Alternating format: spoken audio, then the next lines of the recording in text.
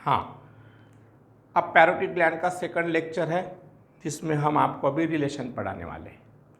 Okay, तो definition हुई previous lecture में, पोजीशन हुआ, एक्सटर्नल फीचर हुआ। एक्सटर्नल फीचर में आपका कैपिटल ए कैपिटल बी पढ़ाया था, उसमें हमने एक्सटर्नल फीचर बी में कौन सी बातें बताई थी। एक, पैरोटिड ग्लैंड को बेस रहता है, बेस को और में हमने सुपेरियर सरफेस बोला था। सुपेरियर सरफेस, ये हमने पेपर कटिंग पे आपको समझाया था कि पैरोटिड ग्लैंड का ये बेस है ऊपर का, इसलिए इसको बेस भी बोल सकते हो या सुपेरियर सरफेस बोल सकते हो। बाद में एक इधर लैटरल सरफेस बोल सकते हो या सुपरफिशियल सरफेस, एक एंटेरोमीडियल सरफेस और एक पोस्टेरोमीडियल सरफेस और एक अपेक्स। मतलब एक्सटर्नल फीचर बी में बेस और सुपेरियर सरफेस। दूसरा टॉपिक है अपेक्स और थ्री सरफेसेस में लैटरल सरफेस और सुपरफिशियल सरफेस, लैटरल सरफेस और सुपरफिशियल सरफेस। दूसरा एंटेरोमीडियल सरफेस, एंटेरोमीडियल सरफेस और एक पोस्टेरोमीडियल surface.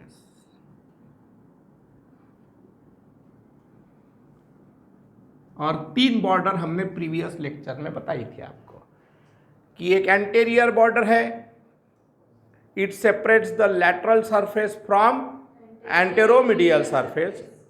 Posterior border separates the lateral surface from posteromedial surface and medial border separates the anteromedial surface and posteromedial surface. Okay, तो external feature में आपको पहले कहीं पे डाउट है क्या, देख लो। बेस समझा, अपेक्स समझा, थ्री सरफेसेस में लैटरल सरफेस और superficial surface, anteromedial surface and posteromedial surface. कोई डाउट है? नहीं। अभी आपको इनके रिलेशन लिखना है। तो रिलेशन लिखते समय आप अगर ये हेड नेक फेस निकालेंगे, यहां पे कोंडिलॉइड प्रोसेस ऑफ मैंडिबल, यहां पे कोरोनॉइड प्रोसेस ऑफ मैंडिबल, यहां पे रैमस ऑफ मैंडिबल, और यहां से आपकी मैस्टॉइड प्रोसेस, ये आपकी स्टर्नोक्लूडोमैस्टॉइड।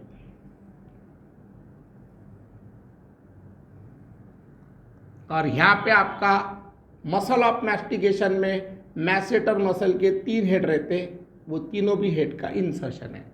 Superficial head, middle head and deep head, ऐसे मैसेटर मसल को तीन हेड रहते हैं। और इसके ऊपर आपकी पैरोटिड ग्लैंड बैठी है इस तरीके से, ऐसे। मतलब ये एंटेरोमीडियल सरफेस हो गया, ये ramus of mandible with insertion of masseter muscle इसके रिलेशन में आएगी, और ये स्टर्नोक्लूडोमैस्टॉइड मसल पोस्टेरोमीडियल रिलेशन में आएगी। Are you getting what I am saying? समझा? इधर देखो, मैंने आपको प्रीवियस लेक्चर में क्या बताया था, पैरोटिड ग्लैंड पूरी रैमस ऑफ मैंडिबल पे रहती थी। पैरोटिड ग्लैंड पूरी रैमस ऑफ मैंडिबल पे अगर रहती थी तो ये सरफेस भी उसका चपटा रहता था, लेकिन इधर रैमस ऑफ मैंडिबल के पीछे के कंपार्टमेंट पे आ गई वो, इसलिए एंटेरोमीडियल सरफेस हो गया, और इधर के साइड में आपकी स्टर्नोक्लूडोमैस्टॉइड मसल आ गई। इस वजह से उसको मीडियल बॉर्डर डेवलप हो गई। समझा? ओके, तो अभी जो जो मिला वो लिखेंगे अपन। पैरोटिड ग्लैंड के एंटेरोमीडियल सरफेस के रिलेशन में ramus of mandible, ramus of mandible आ गया विथ इंसर्शन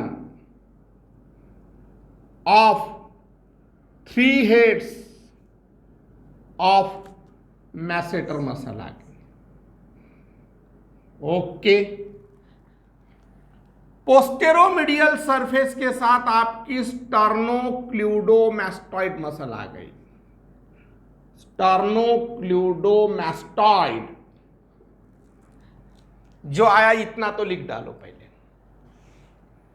और तुम्हारी एक्सटर्नल ऑक्यूस्टिक मियाटस जो होती है कार्टिलेजिनस पार्ट, उसको नीचे हाथ में अगर डीपली पाल्पेट किए तो आपके पैरोटिड ग्लैंड का बेस कार्टिलेजिनस पार्ट के साथ रिलेशन में आता है। मतलब base is related with cartilaginous part of external acoustic meatus. ये आपको समझ में आ गया। अपेक्स अपन यहां पे जगह कम गिरेगी तो अपेक्स अपन इधर लिखेंगे, यहां पे हम अपेक्स लिख के रख देते हैं। मतलब बेस, उसके नीचे आपने अपेक्स लिखना और 3 सरफेसेस। ओके, चलो अभी एक एक चीज निकालते हैं। ऐसा सोचो कि हम आपको हेड नेक फेस में एक आर्टरी की डायग्राम निकाल के बताते हैं। आर्टरी की, ओके। तो आर्टरी के लिए पहले आप ये हेड नेक फेस निकालेंगे। अब कितने बार हुई होंगी आपकी? ये आपकी कॉमन कैरोटिड आर्टरी, ये इंटरनल कैरोटिड आर्टरी, ये एक्सटर्नल कैरोटिड आर्टरी।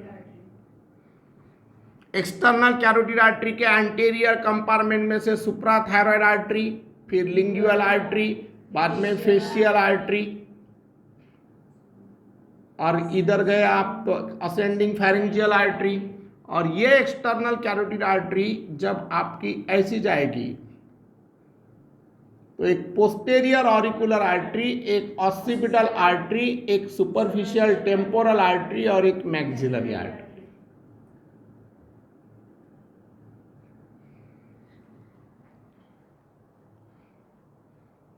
इसमें कोई डाउट? एंटीरियर कंपार्टमेंट में से 3 ब्रांचेस निकलती। ये कॉमन कैरोटिड आर्टरी है, ये इंटरनल कैरोटिड आर्टरी है और ये एक्सटर्नल कैरोटिड है। एंटीरियर कंपार्टमेंट में से सुप्राथायरॉइड, लिंगुअल, फेशियल। मीडियल कंपार्टमेंट में से असेंडिंग फेरिंजियल। पोस्टेरियर कंपार्टमेंट में से पोस्टेरियर ऑरिकुलर, ऑक्सीपिटल। और टर्मिनल ब्रांचेस में सुपरफिशियल, टेम्पोरल और मैक्सिलरी। बस जो डायग्राम आर्टरी की है वो आर्टरी की निकाली, जहां पे ग्लैंड है वो ग्लैंड वहां पे रख दो। ओके, तो अभी हम पैरोटिड ग्लैंड को आपको यहां पे निकाल के बताते हैं। ये आपकी पैरोटिड ग्लैंड आएगी ऐसे।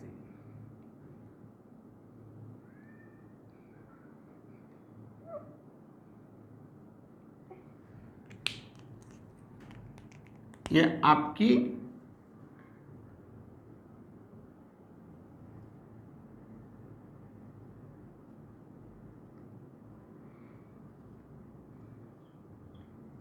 ये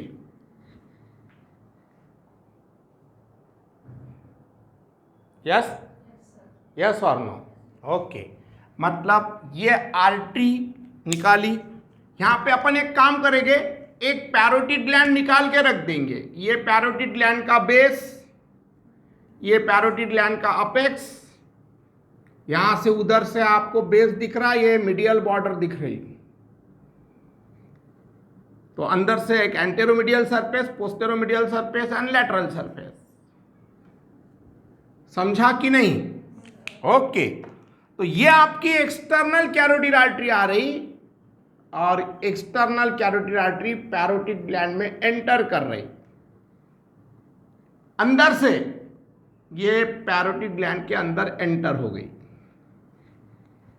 ये एमसीक्यू है कि external carotid artery parotid gland में जब एंटर करती है तो वो पोस्टेरोमीडियल सरफेस से एंटर करती है, और external carotid artery parotid gland के अंदर रहती है, मीडियली नहीं, उसके डेप्थ में नहीं, उसके अंदर।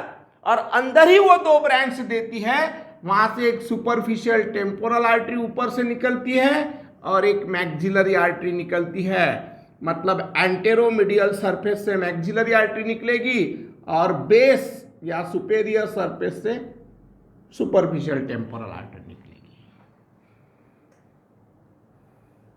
ओके, तो इसको लेबलिंग करो। External carotid artery enter in parotid gland through its posteromedial surface and terminated into two branches within the parotid gland, that is ये है superficial temporal artery जो कि बेस से निकली, superficial temporal artery, और ये है बेटा maxillary artery। ओके,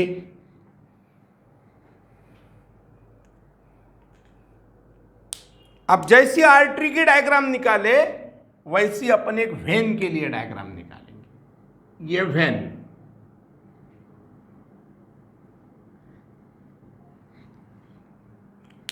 वेन के लिए फिर एक हेड नेक फेस निकालेंगे।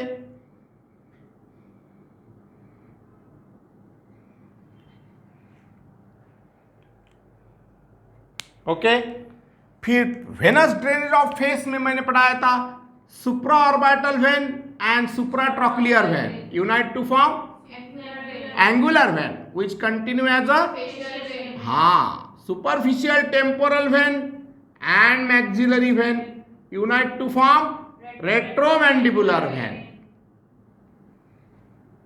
Anterior division of retromandibular vein and facial vein unite to form common facial vein, and posterior division of retromandibular vein and posterior auricular vein unite to form external jugular vein which open in subclavian vein.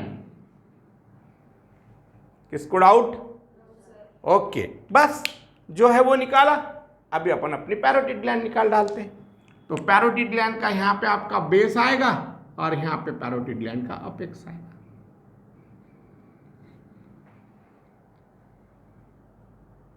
मतलब आपके चेहरे पे जो भी parotid gland के अंदर veins दिख रही वो पैरोटिड ग्लैंड के अंदर रहती, उसके मीडियली नहीं रहती।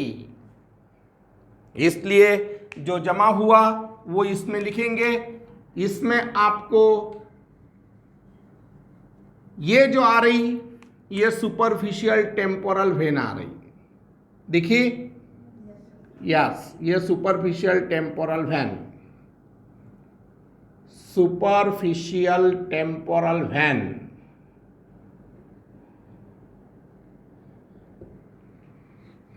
यहां से मैक्सिलरी वेन आ रही एंटेरियर बॉर्डर से, ये आपकी मैक्सिलरी वेन है।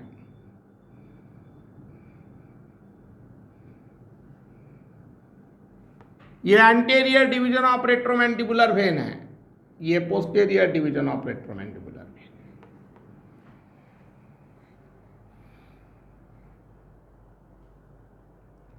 समझा? यस। अभी अपन एक नर्व की डायग्राम निकालेंगे।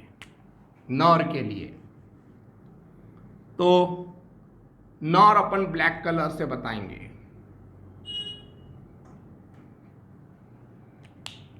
इसमें अगर आप हेड नेक फेस निकालेंगे ऐसा,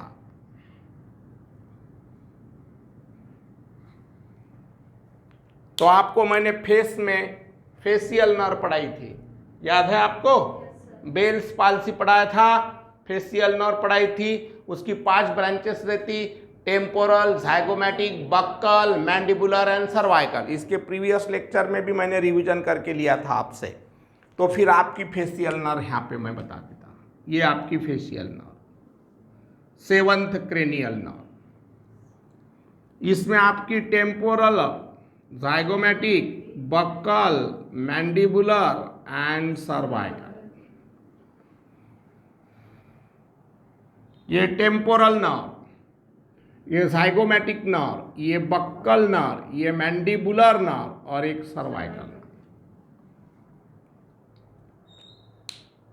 यस, चलो अपन अपनी डायग्राम निकाल देंगे।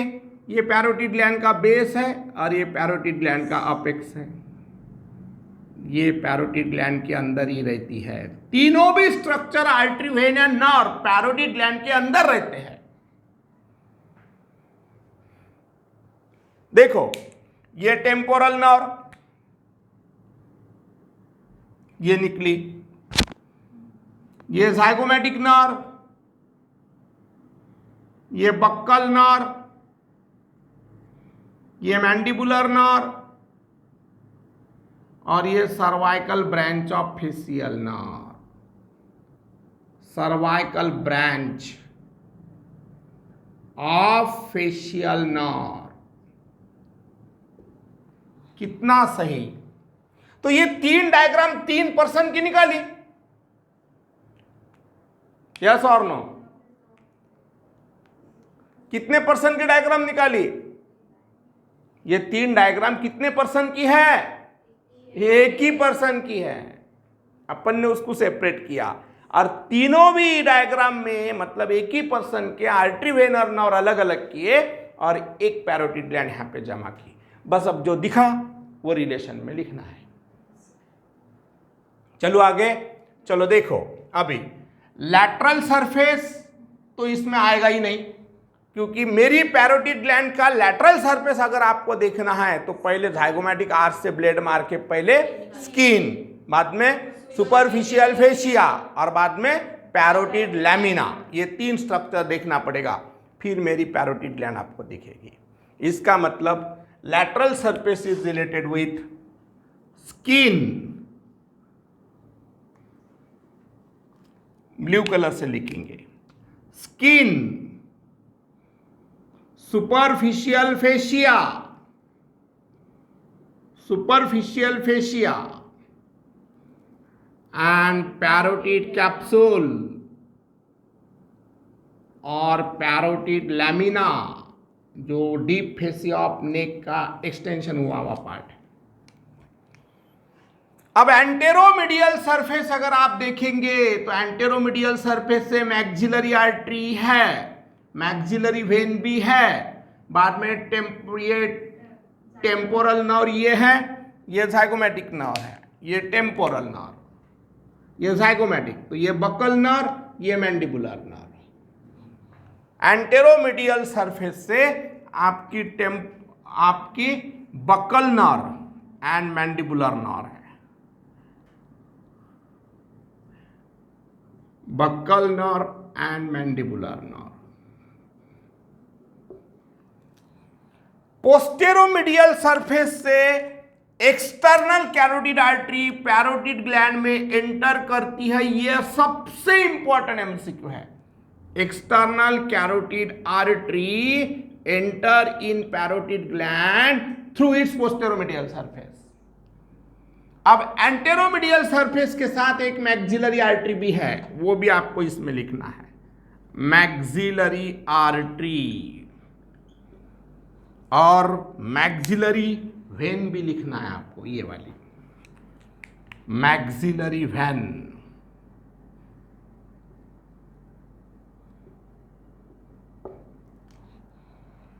पोस्टेरोमीडियल सरफेस के साथ स्टर्नोक्लेडोमास्टॉइड है, एक्सटर्नल कैरोटिड आर्टरी है, और posterior division of retromandibular vein है, posterior division of retromandibular when.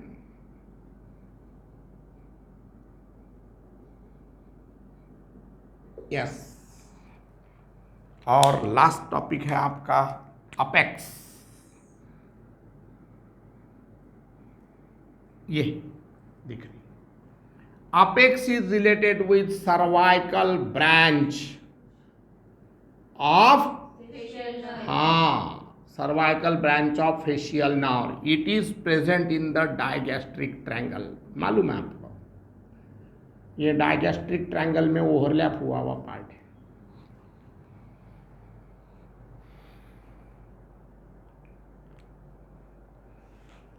ठीक है। अब एक एक्स्ट्रा चीज हम बताते, पैरोटिड ग्लैंड एक एक्सोक्राइन ग्लैंड होती है, मतलब उसको डक्ट होती है, उसको पैरोटिड डक्ट बोलते हैं, और पैरोटिड डक्ट स्टैंसन डक्ट भी बोलते हैं इसको। पैरोटिड डक्ट तुम्हारे पैरोटिड ग्लैंड के एंटीरियर बॉर्डर से निकलती है। पैरोटिड डक्ट पैरोटिड ग्लैंड के एंटीरियर बॉर्डर से निकलती है और आपका जो ओरल वेस्टिब्यूल होता है, टीथ एंड गम के बाहर और लिप एंड चिक के अंदर एक स्पेस होता है, उसको ओरल वेस्टिब्यूल बोलते हैं। पैरोटिड ग्लैंड की डक्ट तुम्हारे पूरे गाल से दौड़ते हुए ओरल वेस्टिब्यूल में ओपन होती है। और उसके लिए एक एमसीक्यू अच्छी तरीके से ध्यान रखो, parotid duct open against the upper second molar tooth. मतलब जो आपको ऊपर के जॉ में पीछे के जो 3 दांत है, first molar, second molar, third molar, उसमें का जो बीच में का दांत है सेकंड मोलार, वो सेकंड मोलार यहां पे रहेगा और उसके अगेंस्ट में गाल में आपकी पैरोटिड डक्ट ओपन होगी। ये आपका एमसीक्यू है, that is parotid duct open against upper second molar tooth. ये पूरा अच्छे से पढ़ना, ये एमसीक्यू है। 2 एमसीक्यू मेरे ख्याल से इसमें सबसे इंपॉर्टेंट है। External carotid artery enters in parotid gland through its posteromedial surface and parotid duct open in the oral vestibule against the upper second molar tooth. Okay, यहां पे आपके रिलेशन खलास हुए। बाद में ब्लड सप्लाई बोलो या वेनस ड्रेनेज बोलो या नर्व सप्लाई बोलो, बाबा पैरोटिड ग्लैंड के अंदर ही सब है। चेहरे का खजीना है वो, चेहरे का जो भी ब्लड सप्लाई है, वेनस ड्रेनेज है, नर्व सप्लाई है, भगवान ने पैरोटिड ग्लैंड के अंदर रखा है। इसलिए जो लोगों में पैरोटिड ग्लैंड का ऑपरेशन करने का काम पड़े, अप्लाइड एनाटॉमी में कैंसर ऑफ पैरोटिड ग्लैंड या parotitis, inflammation of parotid gland जिसको तुम गाल फुगी बोलते हो, 7 से 11 साल की उम्र में लड़कियों में सबसे ज़्यादा पैरोटाइटिस मिलता है। तो ये जो गाल फुगी होती है वायरल इन्फेक्शन होता है।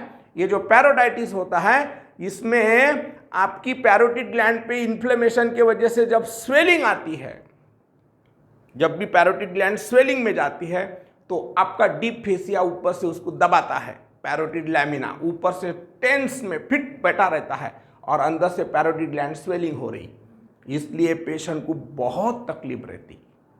Parotitis is a very painful condition. तो कुछ फीमेल में वो एट द सेम टाइम दोनों भी पैरोटिड ग्लैंड पे स्वेलिंग आती, मतलब वो डायसाइक्लिक रहती। कुछ लोगों में एक पैरोटिड ग्लैंड पे स्वेलिंग आती, फिर 6-7 दिन में बैठ जाती, फिर दूसरे पैरोटिड ग्लैंड पे स्वेलिंग आ जाती। यस और नो, दैट इज पैरोटाइटिस। अभी पैरोटाइटिस के पेशेंट आपको कम मिलते हैं, मम्स के पेशेंट कम मिलते हैं। क्यों? क्योंकि अपन उसके लिए वैक्सीनेटेड हुए हुए हैं। जब अपन 9 महीने के थे तो आपको MMR नाम की एक वैक्सीन दी है, मम्स, मिजल्स एंड रूबेला। तो मम्स मतलब पैरोटाइटिस, मिजल्स मतलब गोवर। यस और नो? तो बात ऐसी है कि आपको अप्लाइड एनाटॉमी में एक पैरोटाइटिस लिखना है, कैंसर ऑफ पैरोटिड ग्लैंड भी लिखना है। और जो लोग टोबैको खाते हैं, ओरल वेस्टिब्यूल के अंदर टोबैको रखते हैं, वो टोबैको के वजह से पैरोटिड डक्ट का ऑब्स्ट्रक्शन भी हो सकता है। और दूसरी बात ऐसी है कि जब भी पैरोटिड ग्लैंड का ऑपरेशन करने का काम पड़े तो सर्जन के दिमाग पे बहुत टेंशन रहता है, क्योंकि उसको मालूम होता है कि मेरा थोड़ा भी ब्लेड अगर इधर उधर ज़्यादा डेप्थ में मारे गया तो एक तो मैं आर्टरी काटूंगा, एक तो मेरे से वेन कट जाएगी, एक तो मेरे से नर्व कट जाएगी। इसलिए बात ऐसी है कि the operation of parotid gland is very carefully done. इसलिए parotitis, cancer of parotid gland, operation of parotid gland is very risky, that is carefully done. ये सब बातें आपको उसके अप्लाइड एनाटॉमी में लिखना है। समझा? ब्लड सप्लाई में एक्सटर्नल कैरोटिड आर्टरी ही लिखना, वेनर ड्रेनेज में आपका रेट्रोमैंडिबुलर वेन ही लिखना, और नर्व सप्लाई में फेशियल नर्व ही लिखना। वो उसमें अभी आपको लॉन्ग क्वेश्चन के हिसाब से, लेकिन नर्व सप्लाई में सिक्रिटो मोटर फाइबर रहते हैं, सेंसरी फाइबर रहते हैं, वो अभी इसमें मत लिखो। समझ में आया? जब अपन नॉर लेंगे तब नॉर के टाइम हम बताएंगे आपको, क्रेनियल नॉर के टाइम में। अभी लॉन्ग क्वेश्चन के हिसाब से बस यही इतना लिखो, उसमें ज़्यादा वेस्ट मत करो। जैसा मैंने कल टंग के लिए बताया था, lingual artery, lingual when, lingual nor, लेकिन डिटेल में भी बताया था कि कौन सा पार्ट कौन सी नर्व से सप्लाई होता है। हाइपोग्लॉसल नर्व पूरे एक्सट्रिंसिक इंट्रिंसिक मसल को कवर करती है एक्सेप्ट पैलेटोग्लॉसस छोड़ के, मैंने बताया था कल आपको इसके प्रीवियस लेक्चर में। ओके, इसलिए आखिरी का टॉपिक होता है अप्लाइड एनाटॉमी। अप्लाइड एनाटॉमी में parotitis, cancer of parotid gland, obstruction in the parotid duct and operation of parotid gland is carefully done because it contain rich blood supply, venous drainage and nerve supply. Okay.